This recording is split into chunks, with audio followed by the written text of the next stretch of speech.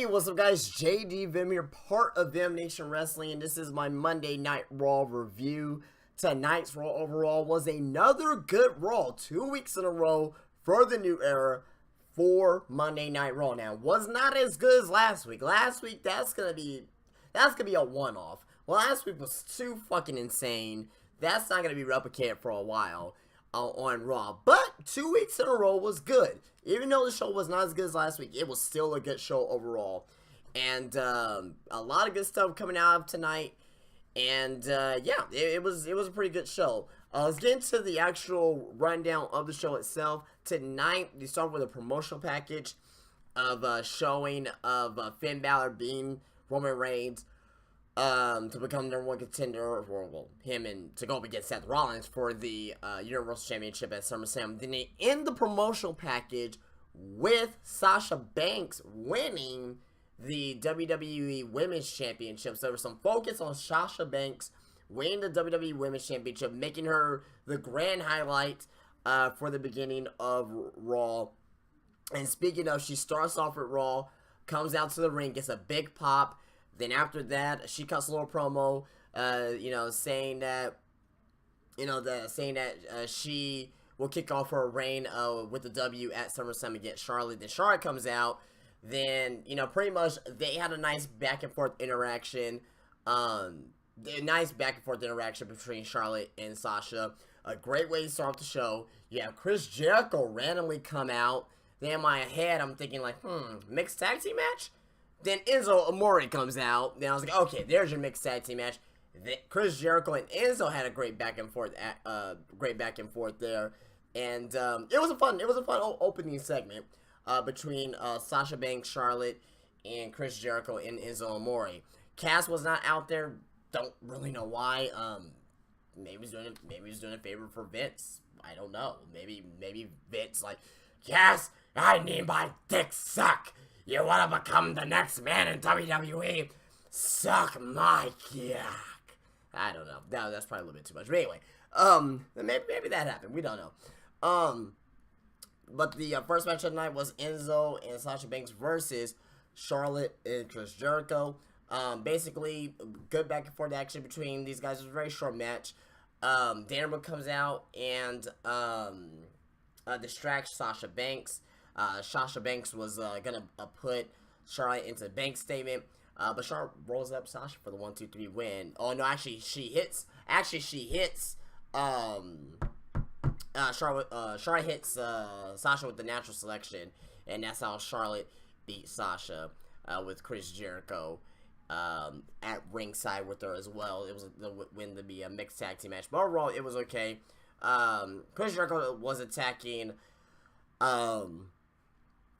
Enzo Amore after the match, then Big Cass came out for the save. So, there you go. After that, we get Braun Strowman. Roar! I always thought his theme was Braun Strowman when I heard it last week, but it's a roar. I thought it should have just been Braun Strowman. Braun Strowman! I don't know. Maybe that's just me, though. But he faced off against another jobber, and 2 weeks in a row, they got the jobber right. Oh my god, that was pretty fucking hilarious to what I saw. Jobber came out. He was there with Byron Saxton. Byron Saxton did an interview with him. He says, well, why the hell would you have a match against Braun Strowman? He's like, well, I get $1,000 if I'm here, and I get $5,000 if I win. In which, what I'm thinking with kayfabe wise and maybe shoot wise as well, that makes perfect sense, because maybe really probably only got $1,000 for having a 25-second match with Braun Strowman. I don't know. I thought that was pretty funny. But Braun Strowman squashed him with a reverse choke slam. So there you go. Then we see a backstage segment with Mick Foley and Stephanie. Mark Henry comes up. He says that he's happy to be the WWE ambassador to the Summer Olympics in Rio this year. And basically he was all like, well, since I'm going to be the ambassador for Rio, I want a title shot. Give me another chance. I want somebody to become the Hall of Pain again. So basically, a long story short, he got a United States title match against Rusev later tonight. Then we saw Golden Troop versus the Shining Jobs. I'm sorry, or you Americans will say Shining Stars. But we saw the Golden Troop versus the Shining Jobs. It was a comic pretty much R-Truth was playing Pokemon Go on his phone, and he cost Goldust. You know, he just basically cost his team a win. Yeah, Shiny Jobs win. I mean, I really can't really say anything about that, but anyway, after that, we do come back and we see Finn Balor come out to the ring with Michael Cole, and with Michael Cole, he comes out to the ring, and they're gonna do an interview, be introduced. You know, Finn Balor to WWE's first promo in WWE, and pretty much as soon as he starts talking, he gets interrupted by Seth Rollins. Seth Rollins and Finn Balor, they have a little promo against each other. Finn on the mic himself, I know he's staying safe with this promo. I mean, and Finn's never been a strong talker anyway. Like, he's never been a very strong talker. So, but it is what it is with that. And Finn Balor's my favorite wrestler. So I could give criticism to him. So yeah, his on the mic, it was not as good as I was thinking. I think he was trying to play safe, being his first promo on Raw. But overall, he still got his point across, which is the main importance to a promo. Get your fucking point across and make it a believable message, which he did. And pretty much, Seth Rollins is saying that, yeah, the only thing that's gonna be handed to me at SummerSlam is the Universal Championship after I beat Balor at SummerSlam. The Balor says the only thing that you're gonna have handed to you is your ass handed to you. And fans did a yes chant, and they did a face off, and you know, after that, Rollins goes for a cheap shot, then basically Balor blocks it, then he hits him with a overhead kick. And that was it for our segment. After that, we saw Mark Henry versus Rusev!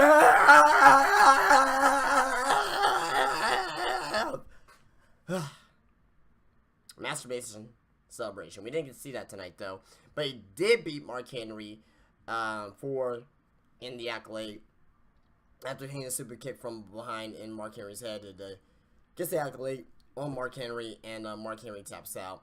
After the match, Rusev gets on the mic, says, "Oh, you Americans, yeah, you rigged the Olympics, everything's rigged, blah, blah, blah." And then, out of nowhere, yes, Rusev gets interrupted by Roman Reigns, which means that Roman Reigns, for the meantime at least, has been demoted to mid-card. You're going to have a United States Championship match at SummerSlam for Rusev and Roman Reigns. That's just hilarious, I think. But they're gonna put on a great match at SummerSlam. Nevertheless, these two can go. Rusev could definitely go in the ring.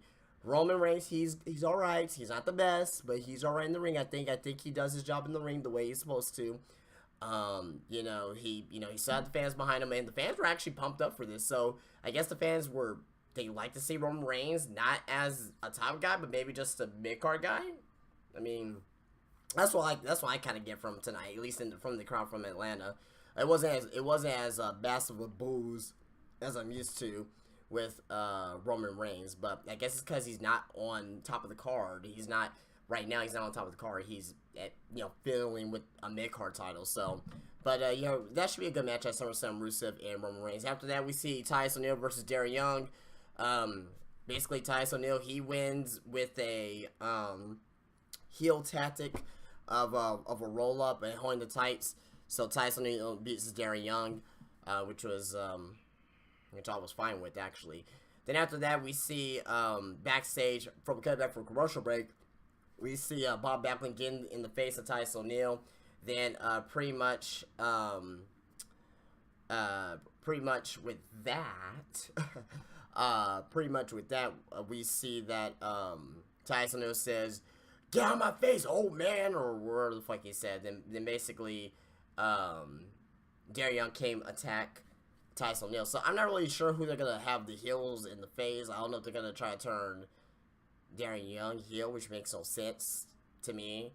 But I think it's gonna be more reliant that Titus O'Neil will turn heel. I think maybe Bob Backlund could probably turn heel and go with Titus O'Neil. I don't know. That's just something I can see. It's just something I see that WWE is gonna use Backlund for. Have him go back to that crazy heel Bob Backlund. Even though he's still crazy right now, but he'll be crazy heel. Then after that, we go back to come back from commercial break. We see Nia Jax coming out to the ring. I'm not like most men. I'm sorry, girls. We see Nia Jax come out to the ring, basically in a squash match against some black, some black local competitor. Her name is Ariel Monroe, I guess. But whatever. Nia Jax wins, and yeah, she just cuts a promo and says, oh, I'm going to make my mark, and she knows how it feels after I kick her ass. She didn't say all that, but she just cut a little short promo after the match. After that, we see the New Day versus Luke Anderson and Luke Anderson. Why I keep saying Luke Anderson? Luke Gallows and Cole Anderson. Derp. I had a derp moment there, but match overall was pretty short. The little, I guess, stipulation for this match is that one of the members of New Day can be out at ringside. Xavier Woods cannot be at ringside. And before, oh man, before the match actually began, New Day came out and cut a promo. They picked out some fruit. Biggie and Kofi, they had like, I guess like apples or whatnot, oranges. Then Xavier was at a banana, and they were like, oh well. They got the two oranges and they put them together, and Xavier had the banana and he tried to lay the banana down, supposed to be dick and balls. It was oh god, it was gonna be so funny, but Xavier immediately saying no, that's too much, that's too much right now. So that was pretty funny. The adult humor is great from the New Day at times when they do it, but pretty much New Day wins. It was a very quick roll up, pretty much, from Biggie to Carl Anderson for the 1-2-3 victory. And pretty much after the match, Gallows and Anderson, they get their heat back by attacking the New Day. Xavier Woods comes back down the ring and they attacked him as well. So they got their heat back, which is very good. They're going to lose like that. At least have them to get their heat back. It does not hurt the New Day because they're the tag team champions. They're the longest running WWE tag team champions, which is not true. They forgot about somebody like Demolition. But I know what they're talking about. They're talking about from the inception of the new belts in 2002. So I totally get what they're saying. But nevertheless, Gallows and Anderson, they got their heat back, and that's what is important. So it's gonna be a very, very interesting match at SummerSlam, which I believe that Gallows and Anderson will become the new tag team champions. Next match we have Sheamus versus Cesaro. Very good match between these two here. Cesaro wins after hitting the neutralizer on Sheamus. Very hard hitting match between these two. Sheamus, he hits hard. We all know this. And Cesaro, he's a great hard hitting wrestler as well. But Cesaro wins after hitting the neutralizer. After that, we see Heath Slater in the ring with Jinder Mahal. Oh my god. So we've been hearing rumors about Jinder Mahal coming back to WWE. So apparently he's going to be on the Raw brand now. Pretty much what happens here is that Mick Foley comes out to the ring because Heath Slater, he's the free agent. Jinder Mahal, he's a free agent. Well, he's back in WWE now, but he's considered as a free agent now. And pretty much Mick Foley comes out and says, oh, we're going to have a battle of the band, Jinder Mahal versus Heath Slater. Whoever wins become, he'll get a Raw contract because he says he had one more Raw contract left. So basically, Jinder Mahal just basically kicks Heath Slater in the face, and that's his 1-2-3 victory. And that's going to be the only victory. I guarantee you guys, today is August 1st, 2016. Let's see. When's the next time that Jinder Mahal will get a 1-2-3 pinfall victory on Raw? Let's see. Because I don't think he's gonna get another victory on Raw where he's gonna pin somebody like that. That's gonna be his only victory on Raw. I'll be shocked, beyond shocked, if he gets another victory, unless he goes up against Heath Slater again or something like that. But I'm talking about if he's going up against Sami Zayn. He's not gonna be fucking Sami Zayn. Let's not kid ourselves. But Jinder Mahal has a Raw contract now, so Heath Slater. Let's see if we make it to SmackDown tomorrow. Then after that, we get, I believe after that was it. We get our semi-main event of the night, which was Seth Rollins versus I'm so tired, guys. Sorry, I've been up since 7 o'clock this morning, and it's almost 10:30, so forgive me. But But we get our main event match tonight of Seth Rollins versus Sami Zayn. Very good match between these two. This is their first time they ever wrestled each other on Raw. Very good match. They didn't bring out all what they can for against each other because they may go against each other again sometime down the road. But what they did pull off against each other was very, very good. Seth Rollins wins after hitting a pedigree on Sami Zayn for the 1-2-3 victory. So there was no Finn Balor appearance after this, so that was it for Seth Rollins for the night. Then after that, we get our return of Brock Lesnar. Paul Heyman comes out to the ring, cuts a promo. Brock Lesnar comes out, looks great, looks good. He cleaned up. He looked very well in facial wise because of his UFC fight, because he did have a couple bruises and cuts. So that cleared up rather quickly, and pretty much Paul Heyman was doing this promo, and I was saying to myself, I was like, well, this is, I love Paul Heyman, I love the promo was good tonight, but I was like, this needs something, for it to, like, to actually be worthwhile. And all of a sudden, Randy Orton came out of nowhere and hits an RKO out of nowhere on Brock Lesnar. He runs out of the ring, the Raw locker room comes out, Stephanie and Mick Foley comes out, because remember, Randy Orton's on SmackDown, and the security came out as well, and that was good. The only thing I did not like about this is that Michael Cole in commentary, he did not sell it. He was like, oh, Randy Orton with RKO out of nowhere. He's still treating Randy Orton like if he's actually on Raw. He should be treating Randy Orton like, he should not be here. He's a SmackDown wrestler. What the hell is he doing here? You know, he's supposed to be all for Brock Lesnar and all for everybody on Raw no matter what, and be pretty much be biased towards Raw. But we didn't get that there. We just got him like, oh, Randy Orton is RKO out of nowhere. Oh my God. I mean, that was pretty much what it was. It wasn't like, what the hell is he doing here? He's not supposed to be here. He's a SmackDown wrestler. What the hell is this? Or say something about Shane McMahon.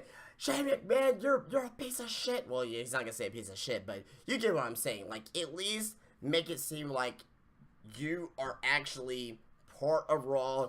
You bleed. Well, you literally bleed red, but you also bleed raw. You bleed raw out of your veins, and wherever SmackDown comes on, you're supposed to hate. Well, overall though, it was still a good segment, and tonight's Raw was pretty fucking good.